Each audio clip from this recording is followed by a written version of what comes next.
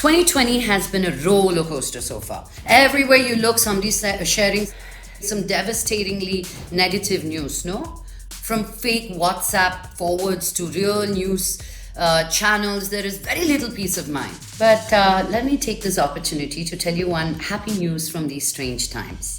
A firefighter from Dehradun turned into a modern day Hanuman for the people of Uttarakhand as he delivered medicines and essentials to elderly people and families living in remote villages there. Hasn't been so bad after all. The human civilization is over 20,000 years old, and the human race has navigated through various obstacles over time. And just how good times don't last, bad times don't either. And this time is no exception. To join me today in our quest for coming back to life, I have three talented men. Our first guests are a designer duo who have been pioneers of fashion trends and practices for over 20 years now.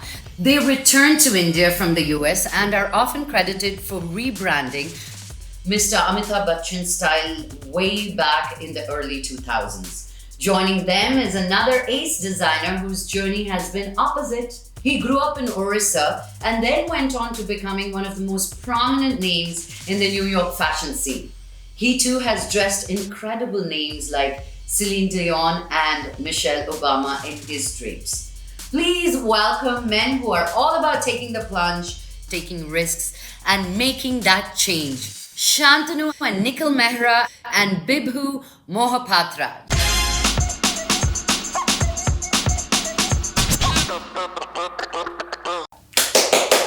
Welcome both of you. This is a gibberish round fashion edition. I'm going to give you words in gibberish, but it is from your field. Let's see if you can figure out what that is. The first word. Fashion Week. Yay! See, it's good I didn't go to school. That's how you would have written Fashion Week given to you, right? Yeah. All right. Nikhil, you should get this very easily. Supermodel. Model. How did I know you get it? Shame on you. Couture. Couture. Couture? I think Bibhu got this. Almost. BPS. No, I'm not. I'm lagging. I'm lagging, really. I am too. I'm sorry. Yeah. Next one's yours. I can't even see it. Taylor. Yeah. Not bad. Showstopper. Oh. We see a Shantanu knows lot that. of those in India. More so in India than ever before. Collection.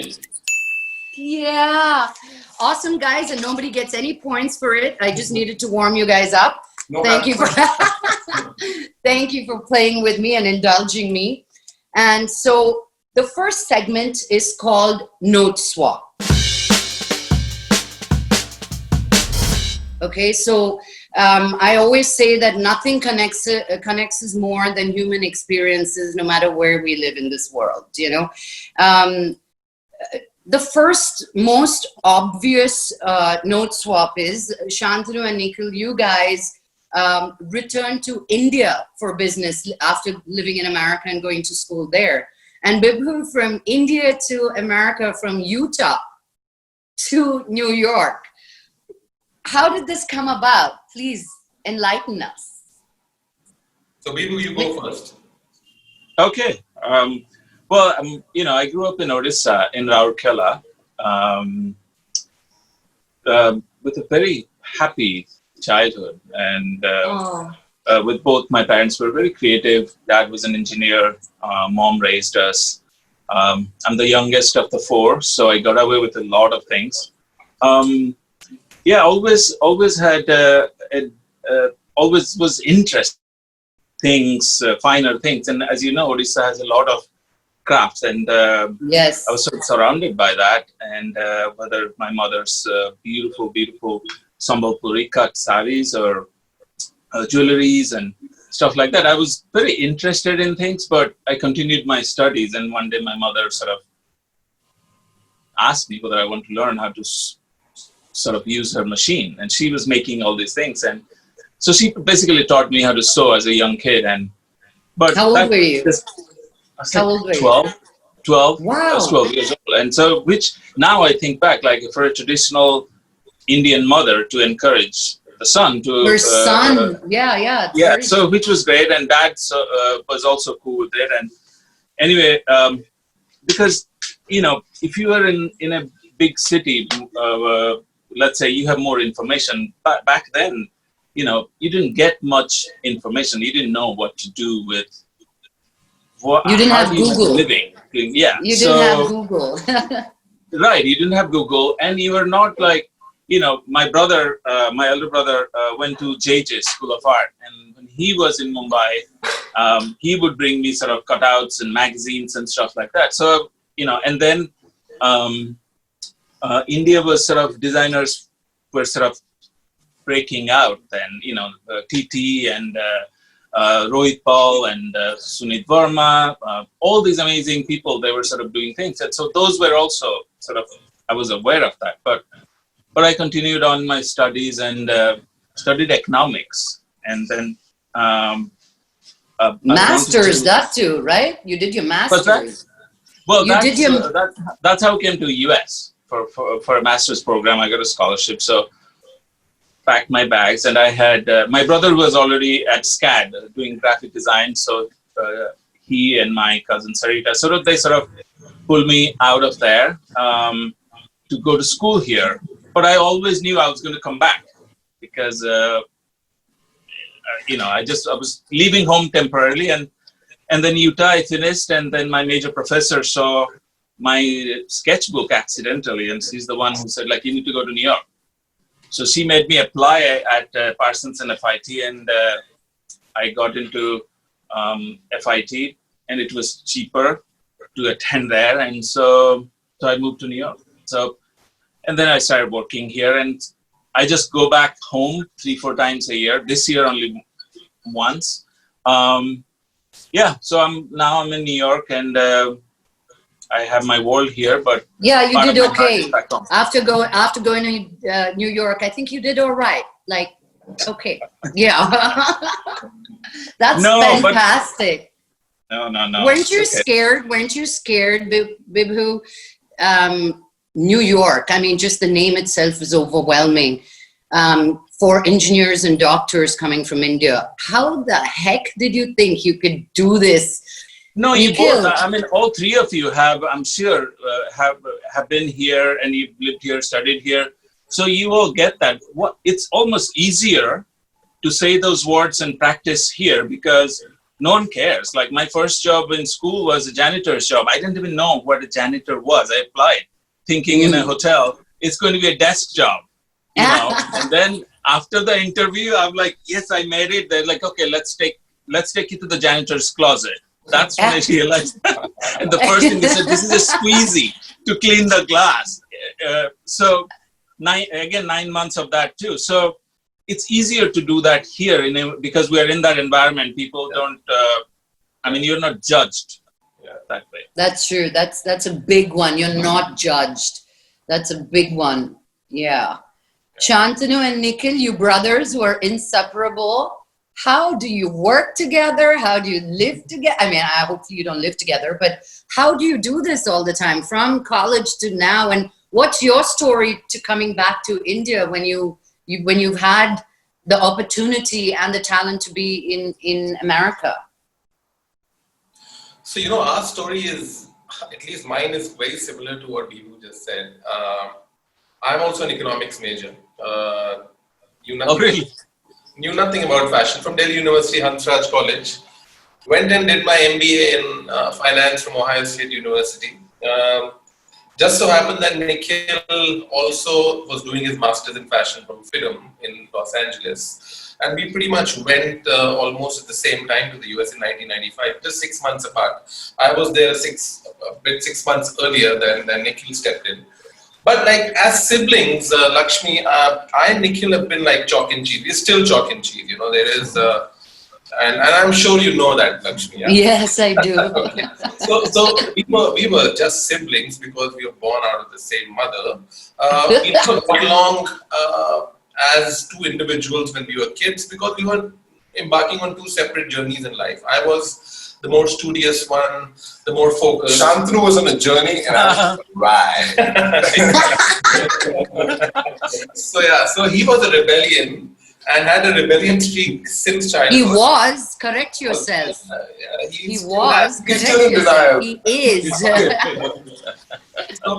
So that's how, so we were close, but we weren't close enough. I could never imagine that we would work together. But I think, like Bibhu said, America brings the best out of you. And I think all the rebellion streak that Nikhil had in his childhood days, right from schooling to college, to his undergrad that he did, all of that sort of lost its sheen when he came to the US. And I was shocked to see that Nikhil couldn't adjust to the US life and he couldn't adjust to the LA life for most part of his initial innings there. And then he felt a bit lonely, he felt a bit left out. He had his own, I'm sure he'll explain to you, but he had his own sort of experiences that gave him the feeling that maybe he doesn't belong here and needs to step aside and probably go back to India. So I had to stop him and I said, no, Nikhil, you were here to stay. You always dreamt of coming to the US. In fact, I was the one resistant because I felt that I was not ready to embrace the world because I was living in my own cocoon.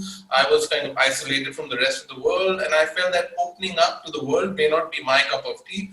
But somehow I did get adjusted in my MBA classes, kind of chatting with in the debate, chatting with ex-Vice President IBM and all of those guys who had lost their jobs and they were sort of seeking an MBA degree to just go back into that job market with the vengeance. So I was sort of pitted against all these guys and I started to open up. And that's when this journey of I would say sibling rivalry, which was in the childhood, became more sibling love. Because I think we started to hold each other's hands, we started to speak across the phone. And I think there came a time when I was in the Midwest. I was in Ohio for almost 4 years. I was working in Michigan in General Motors in the corporate finance wing, but somehow I was feeling a little bored, left out also, and I wanted to be with Nikhil. So I just sort of gave up everything and went to LA to look for a job. And I thought I'll stay with Nikhil, enjoy the West Coast, enjoy that life and see where it takes us. And then just one fine day, Nikhil showed this graduation collection of his, which was his final jewelry collection before he could get his master's degree, and I was just thrown away. It was a collection that I felt was so far ahead of its time. It had so much heritage, but it had so much spunk, and it had so much sort of Western silhouette philosophy to it that I felt that this is probably the best time to take this philosophy back to India, where everything else was so stereotypical and was so traditional. And I think I just bounced that idea off him, and I felt that, this is the best time to go back to India, although India was not blossoming at that time and the US was. But I think it was a bit of a risk and a bit of an entrepreneurial, gut feeling that got me to invest in his skill, and he followed. And that's how this journey started. So it was almost like taking a chance, but the opportunity we felt was there. Wow. No, you said it all, right? Like now we can just say good night. No, you got to add your 2 cents to it. Now, I think, so all of this was happening, right? But towards the end, when Shantanu was when he went back to India and he says, we need money to start the business. Working with St. John Knits and Mrs. Gray was my immediate boss. And she wanted me to work on a collection for, I think it was a holiday season. She wanted me to do something. And I made a jacket with a crest. And this was the crest I took inspiration from the jacket that he got in school because he was always 85% and up. So he got a blue jacket with a gold crest, and I used that as an inspiration to create it. And she goes, this crest looks really nice, but where do we produce it? I said, well, I might have someone in India who can produce this for us. That order went to Shantanu, he produced it. We got our seed money from that order. Wow. And I said, you know what? Now it's time for me to leave. She still doesn't know that happened for us to start our business. But that's amazing. So that was the way we started when Shantanu left Los Angeles. So from business talk, I want to move into a slightly more personal talk. You know, this lockdown has been an unprecedented experience for all of us, you know, and so I want to know how you've been spending time in this quarantine. So we are coming, the second segment is Quarantine Shine Quiz. So you need to answer this as quickly as possible because we have think of it as a rapid fire, right? So tell me as quickly as possible. I'll start with Bibhu. How was your typical day before this whole lockdown, before the pandemic hit? And what is your typical day right now? Long. Right now.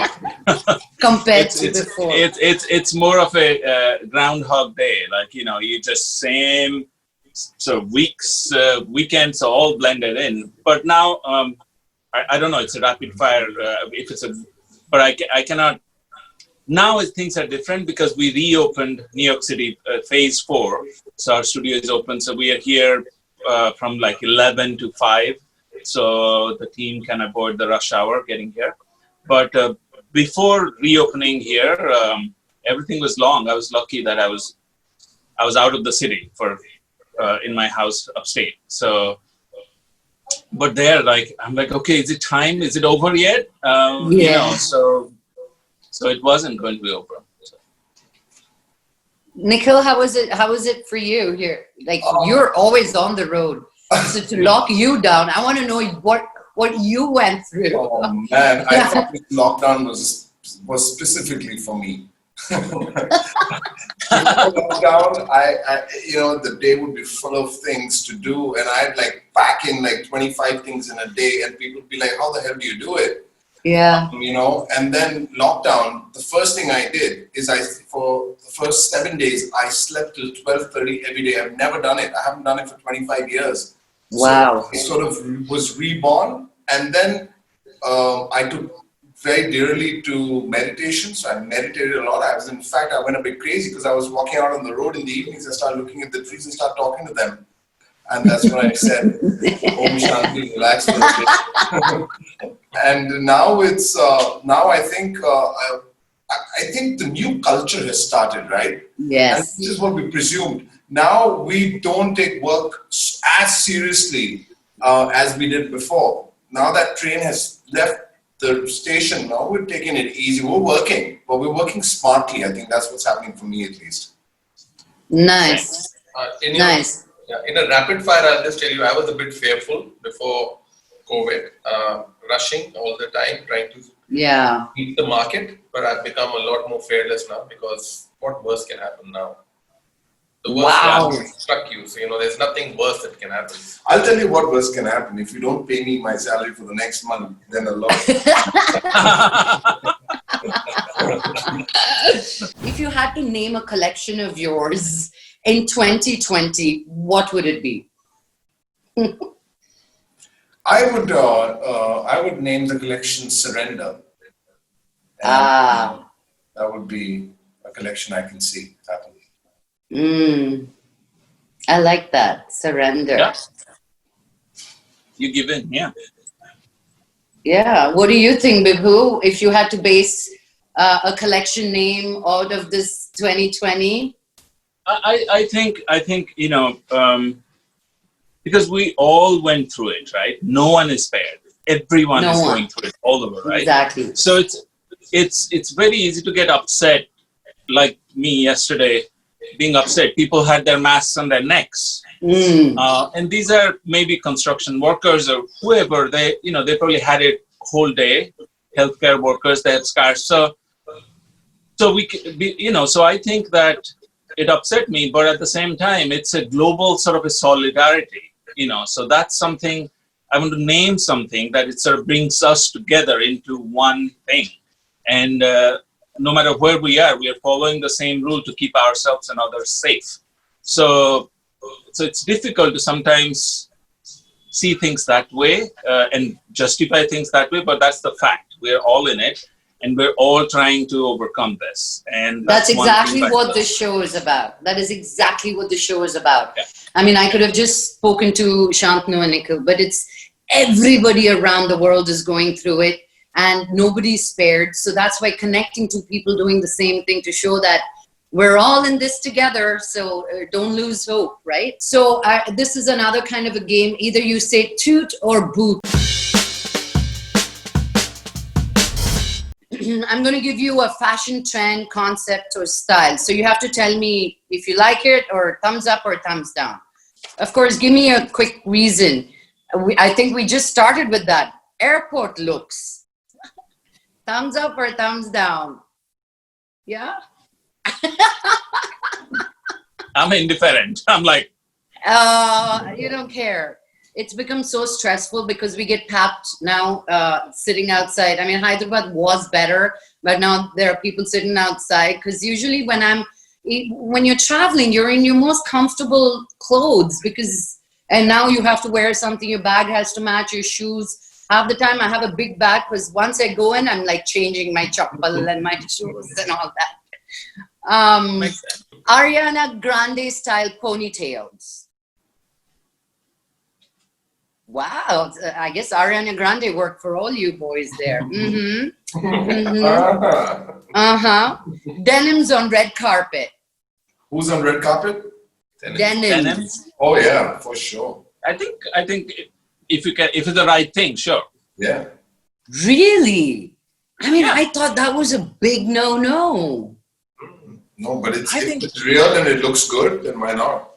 And I mean, it's no. also, Yeah. and what's the rules? There are no rules. What we are just going through, Yeah. really, if someone looks good, doesn't matter what she's wearing. And if she's presentable, has that confidence on the red carpet, and she or he in being honored or acknowledged for their craft, they can, yeah, sure.